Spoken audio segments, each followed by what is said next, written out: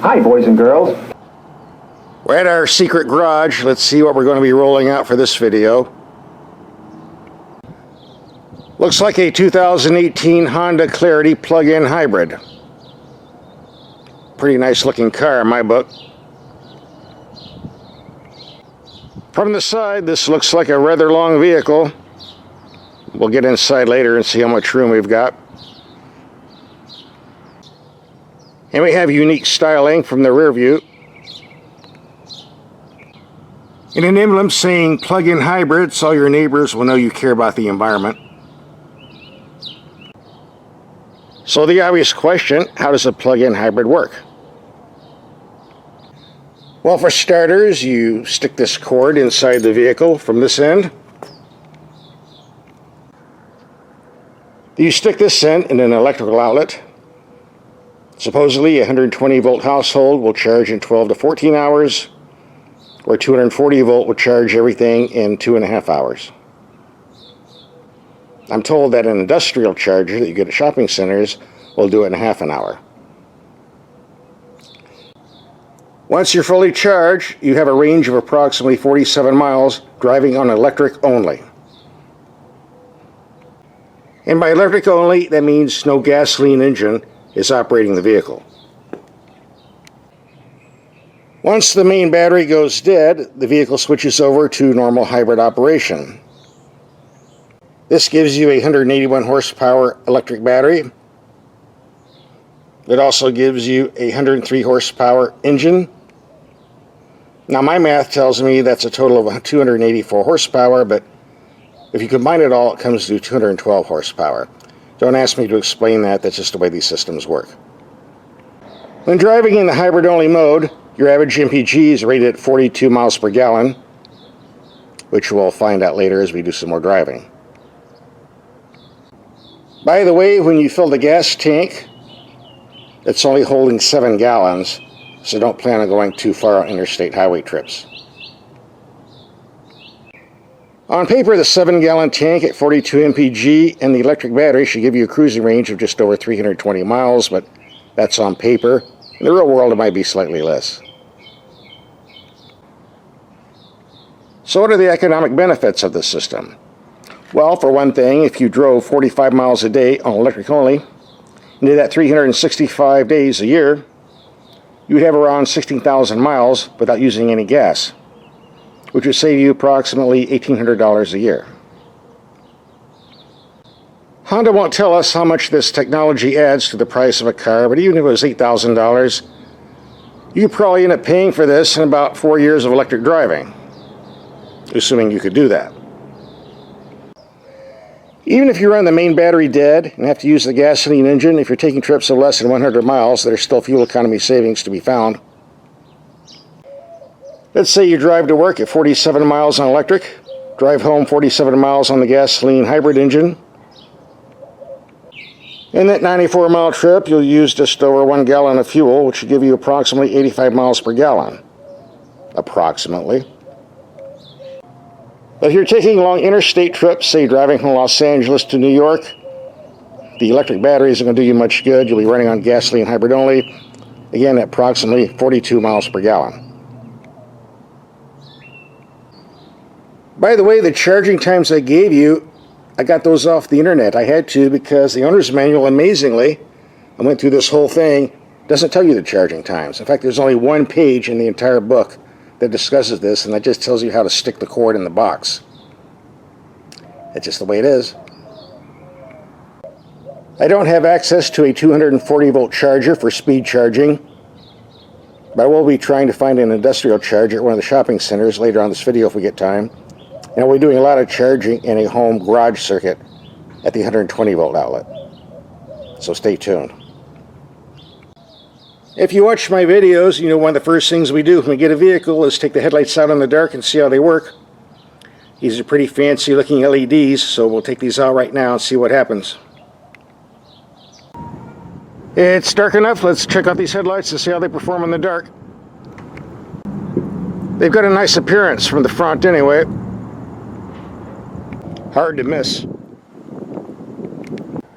Here we have the headlights on a wall 100 feet away on the low beam setting. Nice and bright, good widespread, good height. Go to high beam. Plenty of light. Looks pretty good to me. Here we have the brights on the building 300 feet away. Plenty of light. Really reaches out. Go to low beam. Around 260 feet. Good widespread. Overall, I'd say these are very nice headlights.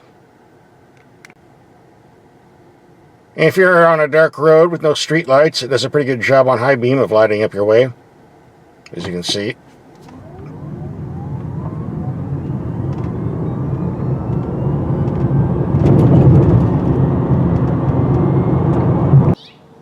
You're probably wondering how much this vehicle costs, and I'll tell you up front it is not inexpensive, but on the positive side, there are really no options.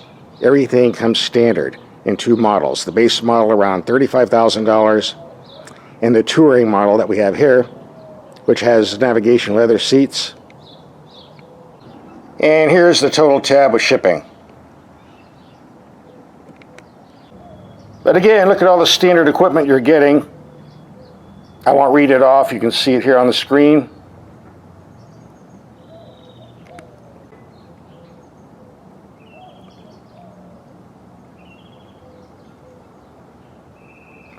And by the way, you're getting a real Japanese vehicle assembled in Japan by Japanese workers, which explains the high quality. That's worth a few bucks extra, right? Before we take this out and see how it dries, we'll look at the cabin, see what you'll be sitting in if you buy this. Personally, I've never been a fan of Honda car interiors. They look a little bit too Star Trek-y for me, but that's just my personal opinion. It shouldn't affect your opinion on whether or not you're going to buy the vehicle. Certainly the quality of materials and workmanship is very good, and since this is made in Japan, the quality is even better. Unlike other electric cars, where the space is for the battery, not real people, you got a lot of room back here. Room for 2 full-size adults, maybe just 3. We get a nice large glove box, another feature we don't often see in electric cars. Thank you, Honda. A large storage console in between the seats, which holds my little cheap flip phone that everybody makes fun of. 2 giant cup holders. We get a nice instrument cluster with lots of useful information. On the right, fuel tank capacity for that entire 7 gallons. On the left, the main battery capacity. Looks like we got about 40 miles left. Says I'm getting 112 miles to the gallon today. Lucky me. We'll be doing more fuel economy tests later in the video. To my amazement, this vehicle actually comes with performance paddle shifters on the steering wheel. I don't think I've ever seen that on a hybrid or electric car before. They'll give you something to play with if you get bored. The Infotainment Navigation system is pretty easy to use. As you can see, the rear end of this vehicle sits rather high, so the question is, how do you see what you're doing when you're backing up? Well, number one, there is a rear backup camera. As we can see here, gives a good field of view, works rather nice. But there's another backup feature that's not advertised. This panel right here is solid glass, see-through glass. So looking through here, the rear window, we can see the tree that we're almost backing into. Nifty idea. These rear seats do fold down, by the way. One of the disadvantages of this glass panel is somebody with a flashlight can peek in there in the dark and see what you're storing in the trunk. Fortunately, Honda provides a cargo cover. Use it. And if would-be thieves are looking for your spare tire to steal, they're out of luck because this car doesn't come with one. But this is a large trunk. No doubt you could stick one in and still have plenty of room, which I suggest you do if you take interstate highway trips. I did have 2 complaints with the Clarity interior. Number one, the sun visors do fold off to the side to help block out the sun, but they don't slide back and forth, so you have this gap where the sun is always coming in the early morning, late afternoon. This is a brand new car designed from the ground up. We shouldn't be looking at a design like this. It needs to be fixed. Maybe next year. And the number two complaint is this totally idiotic, useless volume control, where you use your fingers to raise or lower the volume, which is hard enough to do when you're sitting still, impossible to use when you're driving. In all fairness, I had a lot of conversations with Honda people, and they are phasing this out. They're already putting knobs in other vehicles. The sooner the better for this.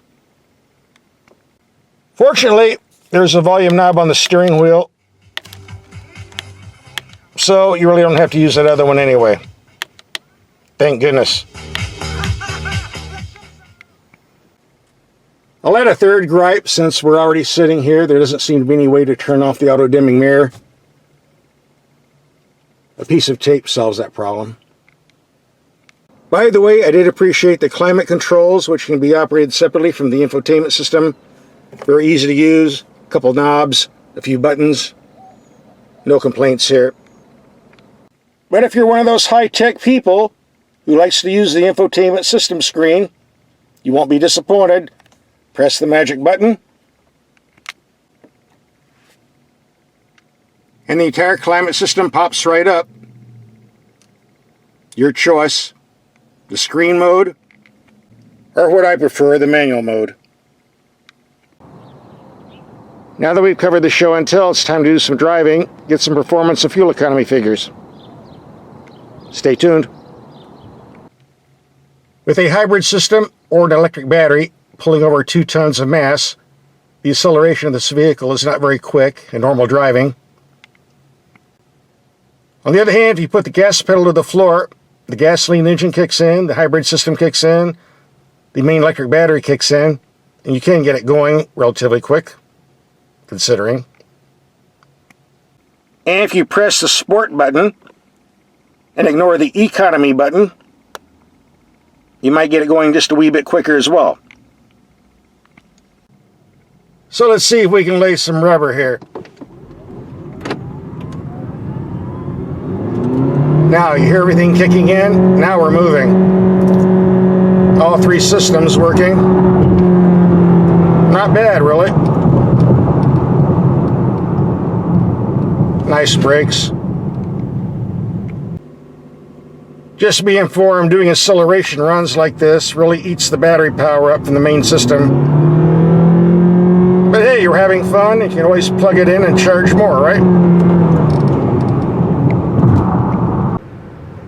By the way, I wasn't expecting much from this electric power steering system, but actually it feels pretty good and has decent feedback.